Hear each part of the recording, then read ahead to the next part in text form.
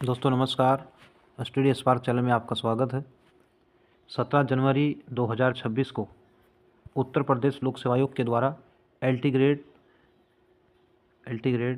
सहायक अध्यापक भर्ती परीक्षा जो एसएसटी सामाजिक विषय की जो परीक्षा है, इसके लिए परीक्षा तिथि निर्धारित की है। तो 17 जनवरी को जो ये परीक्षा होगी, इसमें सामान्य अध्ययन यानी सामाजिक विज्ञान के जो 4 सब्जेक्ट हैं, राजनीति विज्ञान, इतिहास, भूगोल एवं अर्थशास्त्र, इसमें हम राजनीति विज्ञान से संबंधित आज कुछ प्रश्नों को हल करेंगे।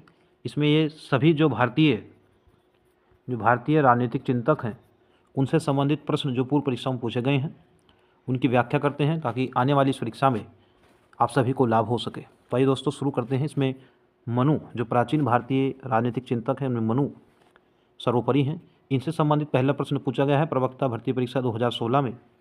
किस हिंदू शास्त्र में यह कहा गया है कि यद्यपि राजा इंसान है, फिर भी उसे किसी से नफरत नहीं करनी चाहिए, क्योंकि वह मनुष्य के आकार में ईश्वर। तो राजा को ईश्वर का जो प्रतिबिंब कहा है, ये मनुस्मृति मनु के द्वारा कहा गया। तो ऑप्शन इसमें सी राइट हो जाएगा। अगला प्रश्न देखते हैं, सबसे पुरानी स्मृति कौन है? तो दोस्तों मनुस्मृति ये सबसे पुरानी स्मृति है। ऑप्शन इसमें बी राइट हो जाएगा। अगला प्रश्न भी मनुस्मृति संबंधित है। इसमें कितने अध्याय दिए गए मनुस्मृति में? तो मनुस्मृति में 12 अध्याय ने। ऑप्शन इसमें सी राइट हो जाएगा। अगला प्रश्न दिया है, मनु ने निम्न में से कौन सा सिद्धांत प्रतिपादित किया?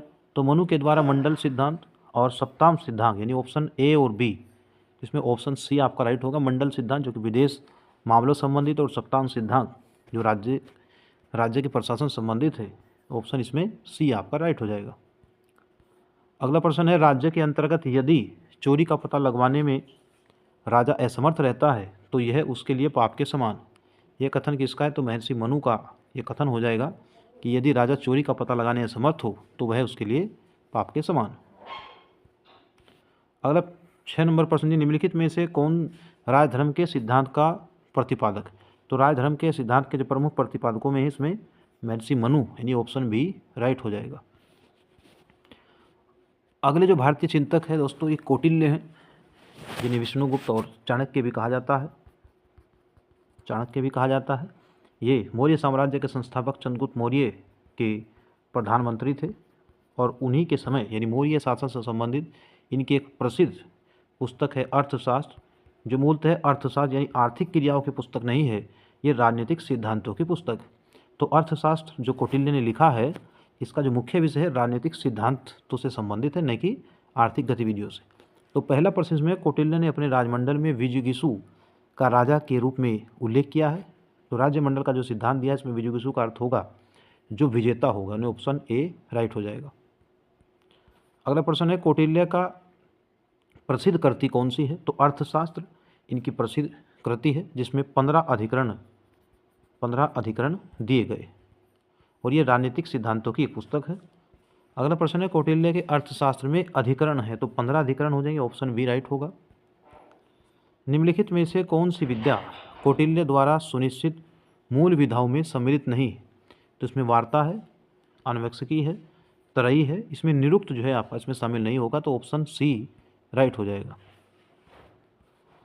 कौटिल्य द्वारा राज्य के किस सिद्धांत का प्रतिपादन किया गया? तो कौटिल्य के द्वारा राज्य के सप्तांग सिद्धांत, यानी राज्य के 7 अंग इनके द्वारा बताए गए। इसमें राजा, अमात्य, दुर्ग, कोष इत्यादि जो सिद्धांत दिए गए हैं सप्तांग सिद्धांत के अंतर्गत, तो इसमें ऑप्शन आपका बी राइट हो जाएगा। निम्न में से कौन प्राचीन भारतीय राजनीतिक चिंतन के सप्तांग सिद्धांत में शामिल नहीं है? राजा एवं कोष है, मित्र कोष हो जाएगा, मित्र बल हो जाएगा, सामंत एवं गुरुकुल इसमें शामिल नहीं होगा, तो ऑप्शन ए राइट हो जाएगा। 13 नंबर प्रश्न, निम्नलिखित में से कौन प्राचीन भारतीय विचारकों द्वारा प्रतिपादित राज्य के सप्तांग सिद्धांतों के 7 अंगों में शामिल नहीं है? तो स्वामी, पुर है, कोष हो जाएगा, लेकिन इसमें पुरोहित जो है शामिल नहीं है, तो ऑप्शन बी इसमें राइट होगा। कौटिल्य के लिए स्वामी का अर्थ क्या है? तो कौटिल्य के अर्थ स्वामी का अर्थ राजा है। जो कौटिल्य के दर्शन का जो सिद्धांत है, सीमित राजतंत्र के जो है समर्थक। सप्तांग सिद्धांत का संबंध किससे है? तो सप्तांग सिद्धांत का संबंध राजनीतिक व्यवस्था से। ऑप्शन डी इसमें राइट होगा। अगला इंपॉर्टेंट प्रश्न है, कौटिल्य समर्थक था, तो ये सीमित राजतंत्र के समर्थक थे, यानी ऑप्शन बी राइट हो जाएगा। इंपॉर्टेंट प्रश्न है दोस्तों। आगे दिया है कौटिल्य द्वारा योगक्षेम सिद्धांत का अर्थ क्या। तो योगक्षेम सिद्धांत का जो अर्थ है ये प्रसन्नता और समृद्धि का विचार है। ऑप्शन सी इसमें राइट होगा। कौटिल्य से संबंधित अगला प्रश्न है, कौटिल्य के अनुसार निम्न में से कौन सा राज्य का अंग नहीं है। तो सेना है, स्वामी है, मित्र है या फिर आमत्य है।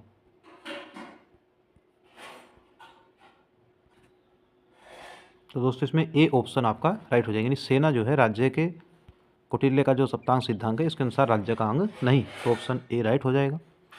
अन्य जो इसमें जो अंग दिए गए हैं, स्वामी हो जाएगा, मित्र हो जाएगा, आमत्य हो जाएगा, इसके साथ ही जनपद होगा, दुर्ग होगा, कोष हो जाएगा, दंड जिसे आप दंड या बल सेना भी कह सकते हैं, कोष हो जाएगा, इसके साथ ही मित्र आपको बताया गया है। तो 7 सिद्धांतों में पहला सिद्धांत इसमें जो दिया है राजा यानी स्वामी हो जाएगा, दूसरा आपका आमत्य होगा, फिर आपका जनपद, दुर्ग हो जाएगा, इसके बाद आपका कोष होगा, दंड तथा मित्र, ये 7 सिद्धांत इसमें हो जाएंगे। अगला प्रश्न दिया कौटिल्य के अनुसार राज्य मंडल में कितनी संख्या होनी चाहिए। तो राज्य मंडल में जो संख्या होनी चाहिए, क्या 10 होनी चाहिए, 12 होनी चाहिए या फिर आपका इसमें 13 या फिर 14 संख्या होनी चाहिए। तो इसमें आपका ऑप्शन बी राइट हो जाएगा, 12 संख्या इसमें होनी चाहिए राज्य मंडल में। अगला प्रश्न है कौटिल्य का मंडल सिद्धांत किससे संबंधित। तो विदेश नीति से संबंधित हो जाएगा, ऑप्शन बी राइट होगा। प्राचीन भारत का मैकियावेली किसे कहा जाए। तो प्राचीन भारत का मैकियावेली कौटिल्य को कहा जाता है, जो चाणक्य के नाम से प्रसिद्ध है। पश्चिमी राजनीतिक विचारकों में कौटिल्य की तुलना किससे की जाती है। तो मैकियावेली से, जो पाश्चात्य राजनीतिक विचारक है मैकियावेली, उनसे इनकी जो है तुलना की जाती है। तो ऑप्शन सी राइट हो जाएगा। महात्मा गांधी से संबंधित जो अगले भारतीय राजनीतिक चिंतक हैं, उसमें महात्मा गांधी से सर्वाधिक प्रश्न जो पूछे जाते हैं। पहला प्रश्न दोस्तों इससे दिया है, गांधी जी के राजनीतिक गुरु कौन थे। तो गांधी जी के राजनीतिक गुरु गोपाल कृष्ण गोखले थे, जिन्हें चांदी की वाणी वाला व्यक्तित्व कहा जाता है। तो चांदी की वाणी वाला व्यक्तित्व गोपाल कृष्ण गोखले को कहा जाता है। इनके द्वारा 1905 में भारतीय राष्ट्रीय कांग्रेस के बनारस अधिवेशन की अध्यक्षता की गई थी। तो ऑप्शन इसमें बी आपका दोस्तों राइट हो जाएगा। अगला प्रश्न देखते हैं, दक्षिण अफ्रीका में गांधी जी के आश्रम का क्या नाम है। तो गांधी जी के आश्रम का नाम इसमें फिनिक्स फॉर्म हो जाएगा। 1904 में फिनिक्स फॉर्म की स्थापना दक्षिण अफ्रीका में गांधी जी के द्वारा की गई थी। तो ऑप्शन ए इसमें राइट हो जाएगा। अगला प्रश्न दोस्तों देखते हैं, ट्रस्टीशिप यानी परन्यास के सिद्धांत का प्रतिपादन किसके द्वारा किया गया। तो महात्मा गांधी जी के द्वारा ट्रस्टीशिप के सिद्धांत का प्रतिपादन किया गया। यानी यहाँ जो उद्योग इत्यादि हैं, उसमें सभी को मालिकाना हक न हो करके सबको जो है ट्रस्ट यानी परन्यास का अधिकार इसमें दिया गया। तो ऑप्शन इसमें डी राइट हो जाएगा। अगला प्रश्न दोस्तों दिया है, गांधी दर्शन में समाजवाद का विकल्प क्या है। तो न्यासधारिता यानी परन्यास, ऑप्शन बी इसमें राइट हो जाएगा। निम्नलिखित में से कौन गांधी दर्शन से संबंधित है। तो न्यासिता है, नई तालीम है, हिजरत है और सर्वोदय। तो चारों ही जो है गांधी दर्शन से संबंधित, तो ऑप्शन डी इसमें राइट हो जाएगा। किसने कहा कि आधुनिक सभ्यता 4 दिन की चांदनी है। महात्मा गांधी जी के द्वारा आधुनिक सभ्यता को 4 दिन की चांदनी कहा गया। तो ऑप्शन सी इसमें राइट हो जाएगा। दोस्तों हम केवल इन प्रश्नों के उत्तर देख रहे हैं, चूँकि हमारी जो परीक्षा है 17 जनवरी वो बहुत नज़दीक है, इसलिए जो PYQ प्रीवियस ईयर क्वेश्चन है उन्हें हम देख रहे हैं ताकि हमें अधिक से अधिक लाभ मिल सके। गांधीवादी विचारों में निम्न में से कौन से संघर्ष प्रमुखता से अभिव्यक्त नहीं होते। श्रम और पूंजी का संघर्ष, काश्तकार यानी जमींदार और काश्तकार और भूस्वामी का जो संघर्ष है, मजदूर और जमींदारों के मध्य संघर्ष है, दूसरा गांव और शहर का संघर्ष, और ब्राह्मण और दलित का संघर्ष। तो इसमें ऑप्शन सी आपका राइट नहीं होगा, चूँकि यह गांधीवादी विचारों में शामिल नहीं है। अगला प्रश्न गांधी से संबंधित है, महात्मा गांधी ने इस पर विश्वास किया, इनके द्वारा साधनों की विशुद्धता पर जो है बल दिया गया। ये भारी उद्योगों के जो है विरोधी थे। राज्य एकाधिकार यानी ये अराजकतावादी, दार्शनिक अराजकतावादी गांधी जी राज्य को अवांछनीय यानी अनावश्यक मानते थे।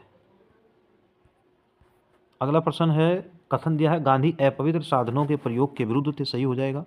उनके अनुसार अपवित्र साधन पवित्र उद्देश्यों की प्राप्ति में सहायता नहीं करते। तो ऑप्शन इसमें ए राइट होगा, यानी कथन कारण दोनों सही है और व्याख्या भी सही हो रही है। जो नैतिक दृष्टिकोण से गलत है वह राजनीतिक रूप से कभी भी सही नहीं हो सकता। यह कथन भी महात्मा गांधी जी के द्वारा कहा गया है। इनका जो तात्पर्य है कि नैतिक दृष्टि जो मोरालिटी रूप से भी गलत है वह राजनीतिक यानी पॉलिटिक में भी वह कभी सही नहीं हो सकता। अगला प्रश्न किया है 1936 में किसने कहा कि गांधीवाद जैसी कोई चीज़ नहीं है। जब दूसरे गोलमेज सम्मेलन से गांधी जी वापस भारत आए तो उनके द्वारा कहा गया है कि मैं खाली हाथ लौटा हूँ, लेकिन देश की जो इज्जत है उसे बट्टा नहीं लगने दिया है, यानी उसका मान सम्मान कहीं कम नहीं होने दिया गया है। परंतु उनके द्वारा खुद ये स्वीकार किया गया कि गांधीवाद जैसी कोई चीज़ नहीं है। तो 1936 में एक कथन गांधी जी ने स्वयं कहा था, तो ऑप्शन डी इसमें राइट हो जाएगा।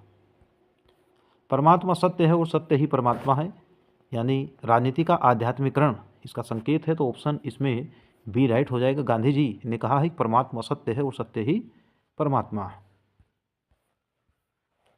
अगला प्रश्न है गांधी ने अपने विचारों को निम्न में से किस आधार पर प्रकट किया। तो सत्य के साथ मेरे प्रयोग, my experiment with truth, Gandhi ji की पुस्तक है। प्रयोग के आधार पर इन्होंने विचारों को प्रकट किया, तो ऑप्शन डी इसमें राइट होगा। निम्न में से किसने सत्याग्रह अपनाया है। तो ये गांधी जी के द्वारा सत्य के लिए आग्रह करना सत्याग्रह को अपनाया गया है। और इसका प्रथम प्रयोग इन्होंने 1917 में बिहार के चंपारण में किया था। 37 नंबर प्रश्न है महात्मा गांधी ने सत्याग्रह के अस्त्र का सर्वप्रथम प्रयोग किया था। तो 1917 में बिहार के चंपारण में राजकुमार शुक्ल के आग्रह पर गांधी जी चंपारण गए थे और वहाँ पर किसानों के लिए जो संघर्ष था उसमें शामिल हुए, और गांधी जी का यह एक सफल सत्याग्रह था। भारत में राजनीतिक रूप से गांधी जी का ये पहला सत्याग्रह का प्रयोग था, तो ऑप्शन बी में राइट हो जाएगा। अगला प्रश्न देखते हैं गांधी जी के सिद्धांतों के अनुसार निम्नलिखित में से कौन सा वाक्य सही नहीं है। सत्याग्रही का उद्देश्य शत्रु को पराजित करना है, तो ऑप्शन इसमें ए ही राइट हो जाएगा, क्योंकि सत्याग्रह का उद्देश्य शत्रु को पराजित करना गांधी जी के सिद्धांत के अनुसार नहीं, तो ऑप्शन ए इसमें राइट हो जाएगा। निम्नलिखित में से कौन सा एक गांधी के सत्याग्रह का साधन नहीं है। तो हिंसक कार्य, गांधी जी के अनुसार अहिंसा के जो है 3 साधन हैं, मन से, हिंसा के 3 साधन मन से, वचन से और कर्म से। तो हिंसा का समर्थन गांधी जी ने कभी नहीं किया, इनके द्वारा जो हिंसक कार्य इन्हें नहीं अपनाया गया और ये सत्याग्रह का साधन नहीं है, ऑप्शन डी इसमें राइट हो जाएगा। अगला प्रश्न देखते हैं राज्य के संबंध में गांधी जी के विचार इनमें से किसके निकट थे। तो नैतिक दार्शनिक अराजकतावाद, गांधी जी जो है राज्य को अनावश्यक मानते थे, तो ऑप्शन इसमें ए राइट हो जाएगा। तो दोस्तों ये गांधी जी से संबंधित जो प्रश्न हैं उन पर हमने चर्चा किया है। अब अन्य जो भारतीय विचारक हैं इनसे संबंधित जो प्रश्न विभिन्न परीक्षाओं में पूछे गए हैं टीजीटी पीजीटी या एलटी जेईसी में, उन पर चर्चा करेंगे। देखते हैं दोस्तों, पहला प्रश्न है शिक्षित बनो, संघर्ष करो और संगठित बनो, यह कथन किसका है। तो ये भारतीय संविधान के शिल्पकार डॉक्टर भीमराव अंबेडकर जी के द्वारा कहा गया कि शिक्षित बनो, संघर्ष करो और संगठित बनो, तो ऑप्शन इसमें डी राइट हो जाएगा। मुने के अनुसार संगठन का सार्वभौमिक सिद्धांत कौन सा है। तो पद सोपान जिस संगठन का सार्वभौमिक सिद्धांत है और ये मुने के द्वारा दिया गया। अगला प्रश्न है मुनि के अनुसार अष्टाव कार्य के 3 पक्ष कौन से हैं। सूचनात्मक है, परामर्शकारी है या पर्यवेक्षणात्मक है, तो ऑप्शन इसमें ये तीनों हो जाएंगे, उपरोक्त सभी इसमें शामिल होगा। राष्ट्रीयता सभ्यता के लिए खतरा है, चूँकि ये कथन रविन्द्रनाथ टैगोर का है। तो रविन्द्रनाथ टैगोर के अनुसार राष्ट्रीयता सभ्यता के लिए खतरा हो सकती है, ये अंतर्राष्ट्रीयवाद के समर्थक थे, तो ऑप्शन इसमें ए राइट हो जाएगा। किसने कहा राष्ट्र दैविक आदर्श की अभिव्यक्ति और उसका रहस्योद्घाटन है, तो ये अरविंद घोष के द्वारा कहा गया है। अगला प्रश्न जयप्रकाश नारायण किस अवधारणा के समर्थक जो प्रतिपादक थे। तो जयप्रकाश नारायण जी के जेपी, इनके द्वारा 1970 के दशक में जेपी आंदोलन चलाया गया, जिसे संपूर्ण क्रांति का नारा इसमें उनके द्वारा दिया गया। तो संपूर्ण जो सांस्कृतिक क्रांति का नारा माओ से तुंग से संबंधित है, और ये संपूर्ण क्रांति, दल विहीन लोकतंत्र इत्यादि जो इनके नारे थे वो जयप्रकाश नारायण से संबंधित है। तो संपूर्ण क्रांति के जो प्रतिपादक हैं वो जयप्रकाश नारायण हो जाएंगे, बिहार राज्य से जो है ये संबंधित है। अंतिम प्रश्न दिया है दोस्तों, जयप्रकाश नारायण के किस विचार से भारत में एक बड़ा जन आंदोलन हुआ और आपातकाल लागू हुआ? तो आपातकाल जो लागू हुआ था ये समग्र क्रांति या संपूर्ण क्रांति के द्वारा ही संभव हो सका था, जो कि 1975 में भारत में जो है आपातकाल लगा। तो दोस्तों 1970 के दशक में जयप्रकाश नारायण ने जेपी मूवमेंट जिसे कहा जाता है, इन्हें संपूर्ण क्रांति का नारा दिया। इसी के फलस्वरूप जो है आपातकाल लागू हुआ था। तो दोस्तों ये 47 प्रश्न प्राचीन भारतीय विचारकों से संबंधित, इसमें आपका मनु हो गया, साथ में गांधी जी, चाणक्य, डॉक्टर अंबेडकर जो आधुनिक भारतीय विचारक हैं, इसके साथ ही रविन्द्रनाथ टैगोर से इसे कथन से प्रश्न पूछा गया है। तो दोस्तों 47 प्रश्न पॉलिटिकल साइंस में भारतीय राजनीतिक विचार को संबंधित है। उम्मीद है दोस्तों ये सभी प्रश्न आने वाली 17 जनवरी 2026 को जो परीक्षा एसएसटी में पॉलिटिकल साइंस की होगी उसमें आप सभी के लिए लाभदायक होंगे। उम्मीद है दोस्तों वीडियो आपको पसंद आया हो। इसके लिए वीडियो लाइक करेंगे, चैनल को सब्सक्राइब करेंगे। धन्यवाद।